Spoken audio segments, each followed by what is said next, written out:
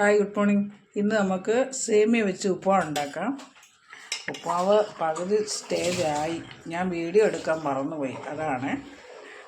അതിൽ കടുക് പൊട്ടിച്ച് നമ്മൾ ഇഞ്ചി, പച്ചമുളക്, കറിവേപ്പില, കുറച്ച് ഉഴുന്നെല്ലാം ഇട്ട് പൊട്ടിച്ച് വെള്ളം ഒഴിച്ചതിനകത്തോട്ട് ഉപ്പും ശകലം ഷുഗറും കൂടെ ഇട്ട് അത് രണ്ടും കൂടെ തിളച്ച് വന്ന ഉടനെ ഇങ്ങനത്തെ ചെറിയ സേമിയ വാങ്ങിക്കാൻ കിട്ടും ഇവിടെ. ചെറിയ സേമിയ അത് വറുത്ത് ചേർത്തിരിക്കുകയാണ്. ഇനി അത് ലോ ഫ്ലെയിമിൽ കിടന്ന് വേകട്ടെ, വെന്തിട്ട് കാണിക്കാം. ഇപ്പം നമ്മുടെ ഉപ്പുമാവിനകത്ത് വെള്ളം കുറച്ച് പറ്റിയിട്ടുണ്ട്. ഇത് കണ്ട, ഉപ്പുമാവ് വെന്ത് കഴിഞ്ഞപ്പം ഞാൻ ഒത്തിരി ഡ്രൈ ആക്കത്തില്ല, കുറച്ച് ഒരു ജ്യൂസി മാതിരിയാണ് ഉപ്പുമാവ് ഉണ്ടാക്കുന്നത്.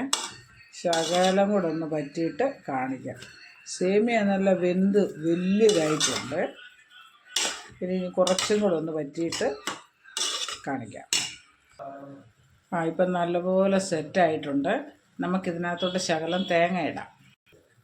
തേങ്ങ ഇട്ടിട്ടുണ്ട്. ഇനി നമുക്ക് നല്ലപോലെ ഒന്ന് ഇളക്കി കൊടുക്കാം. ഓക്കെ, അടിക്കൊന്നും പിടിച്ചിട്ടില്ല, ചെറിയ ഒരു നനവോട് കൂടിയ, ഒത്തിരി ഡ്രൈ അല്ല.